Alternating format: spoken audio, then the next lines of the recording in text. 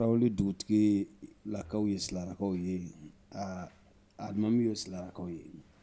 ne yɛrɛ wolola ka kala tasuma sɔrɔ an ka du kɔnɔ anw fɛ yen nɔ k'a fɔ ko jɔnya a bɛna se fo jolibo de ma fo sensiri ni bolosiri a ye ne yɛrɛ dépassé parce que ne ma wolo kɔnɔ n ma kɔrɔbayo kɔnɔ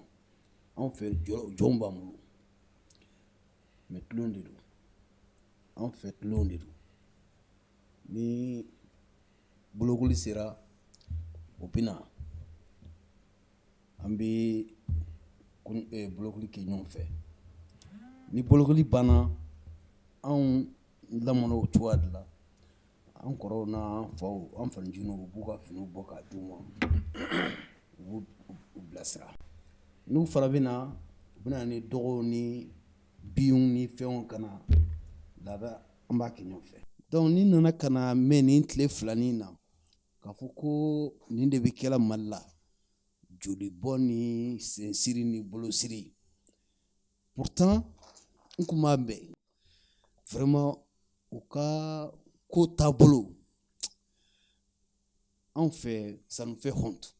mais ne yɛrɛ kɔni moi j'ai révolté parce que mun na n y'a ye jolibɔ min bɛ kɛla sensiri min bɛ kɛla ayiwa vraiment ka sɔrɔ n y'a mɛn ka fɔ Kayi mara ninnu na ayiwa nin bɛ kɛla i kun y'a mɛn i kun m'a ye ma ye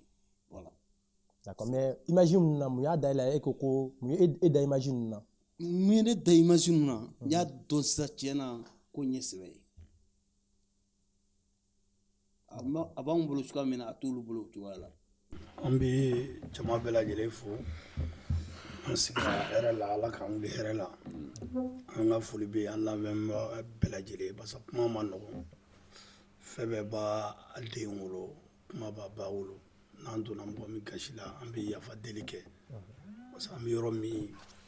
kucimi ko don jɔnko ni yɔrɔ n balimakɛ y'a fɔ cogo min o yɔrɔw de bɛ Mali la mun kɛ bɛ ka ta an ba bon ne ka faamu na jɔnko in na est ce que jɔnya yɛrɛ u bɔra ka jɔnya min fɔ est ce que jɔnya yɛrɛ don wa parce que ni ne ka faamu na jɔnko in na ne bolo u bɛnna fɛn dɔ de kan n'o tɛ ne jɔn a bolo fɛn bɛɛ ye de ta ye est ce que o bɛ kɛ yan ne jɔn ye baara kɛ a kan k'a den de ma mais ne ka faamu yɛrɛ la ni ne faamuna la n'a faamuna dɛ ne bolo mun b'a fɔ k'olu ye matigi olu de ye jɔn ye la finale surtout en France parce que n'u ka jɔnkɛ bɛ taa tiɲɛ don jɔnkɛ bɛ na baara kɛ mais ni jɔnkɛ bɛ taa olu de b'a biye tigɛ olu de bɛ wari d'a ma. ah ça veut ça comme jɔn bɛ k'u profiter oui ça veut dire k'a fɔ sisan jɔn ka de ka kekun ni matigiw ye sisan quoi oui à mon avis parce que jɔnya n'a fɔra k'an ka jɔn yɛrɛ ta jɔn bolo fɛ jɔn mana fɛn o fɛn sɔrɔ n'a ye baara kɛ a kan k'a di matigi ma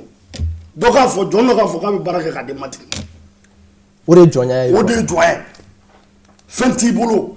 e ni bolo fɛn bɛɛ i tigi ta ye ne bolo dɛ n'i ye an ka diinɛ lajɛ diinɛ y'o de ye u bɛ kuranɛ min ta ka na n'o ye o jɔnya y'o de ye mais est ce que anw ta y'o ye yan anw ta ye société dɔ de ye an y'a dilan an ni ɲɔgɔn cɛ a n'an ka adamadenya tun bɛ taa mais ne bolo a bɔra ka kɛ fɛn yɔrɔ de ye sisan fɛn yɔrɔ donna a kɔnɔna na bon an k'a lajɛ di ɲɛma jɔ la parce que a dɔw bɛ se ka kɛ i b'a fɔ e Umaru y'a fɔ i ka kuma daminɛ la dɔw bɛ se ka kɛ an bɛ fɛn dɔw bila a bɛ kɛ tiɲɛni ye i b'a fɔ an bɛ fɛn dɔw parce que fɛn dɔ bɛ yen n'i y'a bila i bɛna falen min na f'i k'o dɔn o ye fɛn min ye n'o tɛ n'i m'o dɔn fana a tiɲɛni bɛ bonya ne bɛ se ka yɔrɔ min fɔ. n bɛ tila ka na i ka nin kuma la. jɔnya b'an fɛ yen n'o ye laada in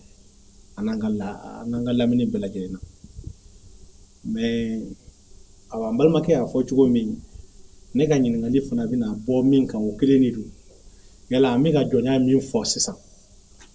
jɔnya façon jumɛn de don gɛlɛya nana cogo di mun nana kɛ gɛlɛya y'a kɔnɔ sisan min tun ma kɛ san 300 tɛmɛnen ɲininkali b'i de la parce que n'i y'a ye i b'i da dɔ baro la ka se ka finman n'a jɛman bɔ ɲɔgɔn na f'i k'a dɔn fɔlɔ mun b'a kɔnɔ mun t'a kɔnɔ parce que ne bangena min kɔnɔ ni si ye san 50 ye bi jɔn kun b'an bolo an ka du kɔnɔ du 2 kun bɛ yen o y'an ka jɔn o jɔnw ma yanni ne ka bange ka bɔ ko kalama n t'o dɔn mɛ n ka bange ka na se bi ma u ka du y'u ta ye u musow y'u ta ye u denw bɛ na nafolo ɲini na u t'i dan tugu yɛrɛ ye u y'u ka dutigi ye u ka foro b'u bolo bon min b'an ni ɲɔgɔn cɛ i bɛ sɔrɔ yɛrɛ an n'u bɛ jamu kelen na an n'u bɛ fɔ jamu kelen yɛrɛ la min b'an ni ɲɔgɔn cɛ laada kow mana na olu kan ka jɔyɔrɔ min fa olu b'o fa an kan ka jɔyɔrɔ min fa an b'o fa an bɛɛ bi bɛn kelen kan bɛɛ bi wasa n'i ka jɔyɔrɔ ye o mɛ ni fɛn nana bɔ o kɔnɔ bi ne ti fɛn min dɔn n'o ye siri ka bɔgɔliw ni baliku san 60 dutigi k'o kɛ juru la k'o gosi fɛn dɔ kama faamuyali de don wa faamuyalibaliya de don wa sɔrɔ de nana ni fɛn dɔ ye wa hakiliw de yɛlɛmana wa ou bien mun b'a kɔnɔ anw tɛ min dɔn an ka ɲininkali y'o ye. D'accord. Ne ye Malali Kamara ne ye dugutigi denkɛ de Monsieur Jara y'a fɔ cogo min na fɔlɔ la jɔnya tun bɛ jɔnya tun bɛ mɔgɔw tun bɛ baara kɛ mɔgɔ ye foyi tun t'u bolo anw marakala o nana ka ban sisan min tora ye k'anw fɔ fana y'a fɔ cogo min na laada de tora ye ni banni b'an bolo jɔnw bɛ na u bɛ baara kɛ ni banni sera olu fana fɛ an bɛ taa olu fɛ an bɛ taa baara kɛ donc min ye mankan wuli sisan jɔn wulila ko o laada ye k'u t'a fɛ k'o de kɛ bilen an ko jɔnya tɛ laada don dugu sigi kan don donc u tɛ se k'u ban o la u ko non jɔnya don k'olu tɛ se k'a kɛ bilen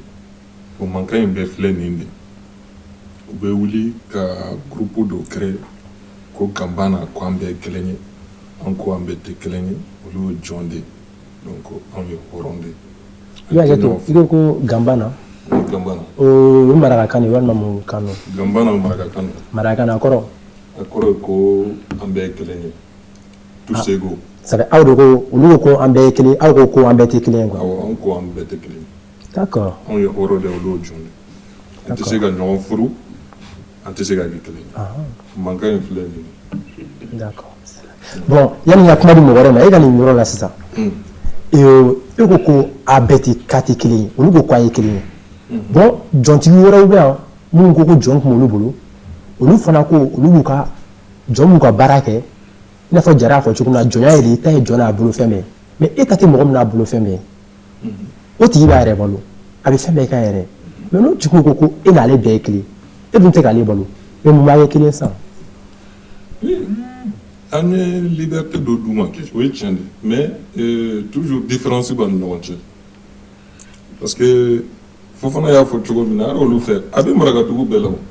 a bɛ marakadugu bɛɛ la ah non an bɛ mankan min na a bɛ marakadugu bɛɛ la hali Fofana fɛ furutu a bɛ fɔ minnu ma ko laadalamɔgɔw furutu ni ɲɔgɔn cɛ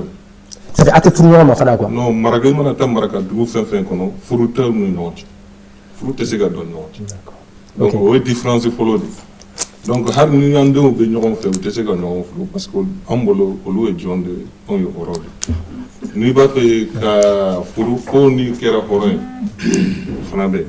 an b'i lamɛn alors mais sisan ko ye fila de ye jɔnya ni a faamuyali ye fila de ye comme aw b'a ka ɲininkali k'a min na a n'a min existelen don Mali kɔnɔ bi o ye jumɛn ye jɔnya yɛrɛ hakika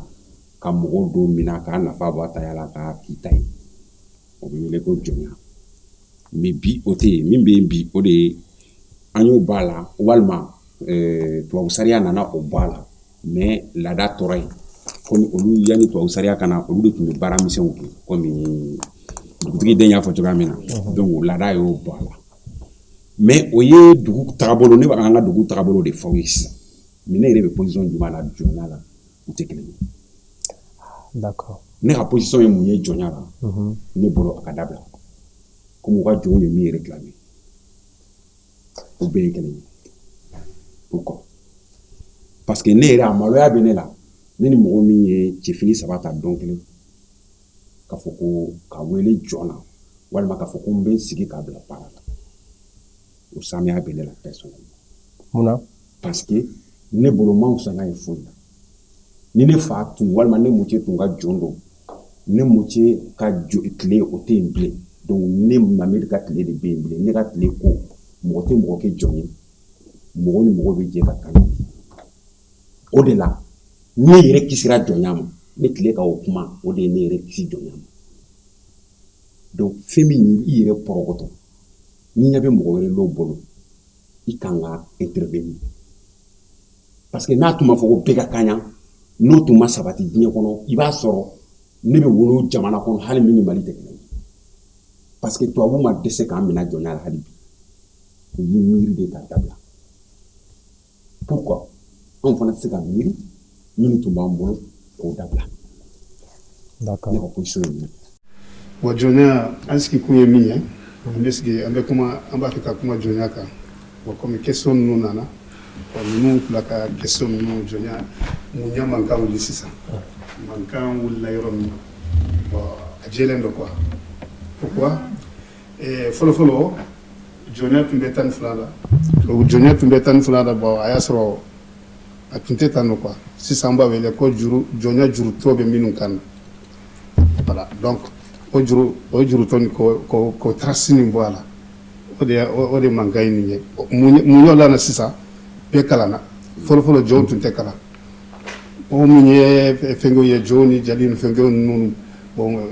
olu ta ye fɛnkɛ ye dɔrɔn laada u bɛ occupé laada ni u ka fɛnkɛw ye mais hali kalan bɛɛ kalanna denmisɛn ninnu wolola ye ka kalan ka na yan bon ni bon discrimination min bɛ société la kalan de y'a labɔ quoi ne bɛ taa kalan ne bɛ sigi kɛ kalan ni nana k'a kan ka jɔyɔrɔ min sɔrɔ dugu in kɔnɔ comme imam comme fɛnkɛ kuntigi fɛnkɛ bon u b'a fɔ ko e ye jɔn ye i t'a sɔrɔ ɲɛmɔgɔ dɔ bɛ yen n'i ye jɔn ye i t'o sɔrɔ voilà n'i ye jɔn ye i t'a sɔrɔ o bɛɛ farafinna o b'a bɛɛ mɔgɔ o mɔgɔ ni jɔ jamu b'i la e ye kɔfɛ mɔgɔ ye i bɛ hakɛ to Magasa jɔnjamu ye jumɛn jɔnjamu ye min jɔnjamu bon anw fɛ bon a ka ca quoi bon i bɛ se ka damadɔni fɔ an ye i bɛ mun dɔn parce que bon an tɛ se ka jamu kelen parce que o waati la fɔɲɔ jugu de tɛmɛna n'a tɛmɛna yɔrɔ min a bɛ dɔw kɛ a b'o olu kɛ jɔn ye n'a ma tɛmɛ yɔrɔ min olu tora fɔlɔ minnu ye hɔrɔn an minnu ye an b'a fɔ k'an ye fɔrɔ ye an ka cɛya tɛ dɛ fitina ninnu o waati mɔgɔ minnu y'i yɛrɛ sɔrɔ jɔnya la i b'a sɔrɔ ko cɛ farin ni cɛ min bɛ se ka mɔgɔ 10 fɛnkɛ ka kɛ jɔn ye mɔgɔ 60 bɛ bin a kan k'o kɛ jɔn ye donc o waati jɔnya waati tun bɛ dolomu anw b'a wele ko tɔɲɔli jɔnya dɔ an fan fɛ tɔɲɔli d'accord voilà ko dolomu ko tɔɲɔli jɔnya dɔ sariya jɔnya tɛ aw nana ni cɛ nana ni jara nana ni min ye k'a fɔ ko jɔn ta bɛɛ a tigi matigi ta ye donc o ye sariya ta de ye quoi parce que anw ka sariya ta prophète Mohamed hali ni silamɛya tiɲɛna a kɛra cogo o cogo silamɛw tiɲɛna an t'a fɔ silamɛya de silamɛw hali ni silamɛw tiɲɛna an b'an ka dalile ta ala kira ka nalen de ye quoi donc anw bɛ jɔnya sariya bɛ ta o de la o kɔfɛ avant ça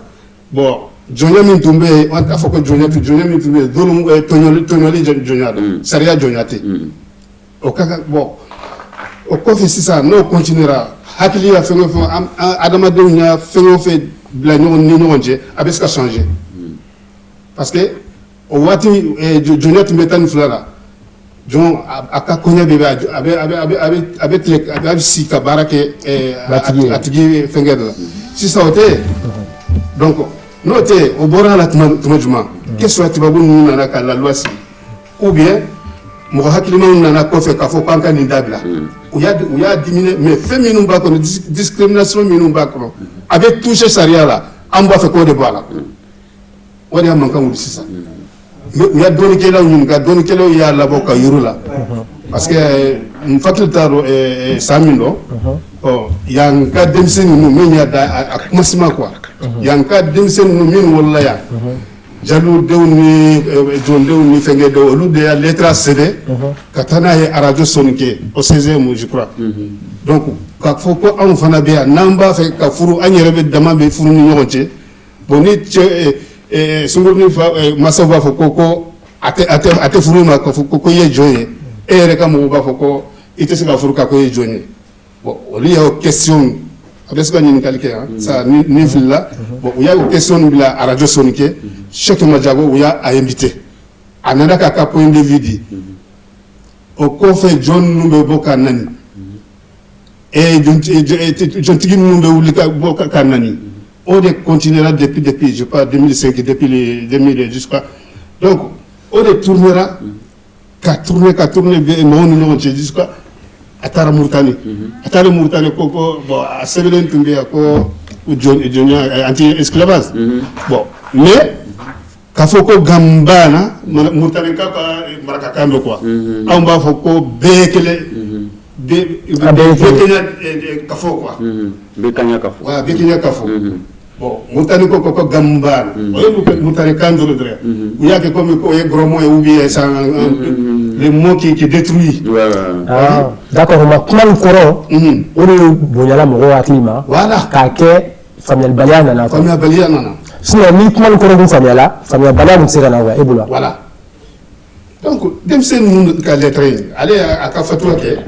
bon a ka fatuwa in dɔw fana bɔra a kɔfɛ u y'a fatuwa in kɛ donc sisan mɔgɔw b'a ka k'olu de nani u b'u masaw nani est ce que farafin bɛ taa ɲɛfɛ wa ne tun b'a fɛ ka dɔn lettre in taara yɔrɔ jumɛn radio Soniké n bɛ au 16e Gambana ko kɔni ne b'a contour la quoi parce que a bɛ i bɛ Gambana de contour la walima i bɛ hɔrɔnya minnu ko jɔnya i bɛ le contour la walima minnu ko olu tɛ jɔn ye minnu ko jɔnya ka to yen jɔnya ka to yen non minnu ko jɔnya ka bɔ yen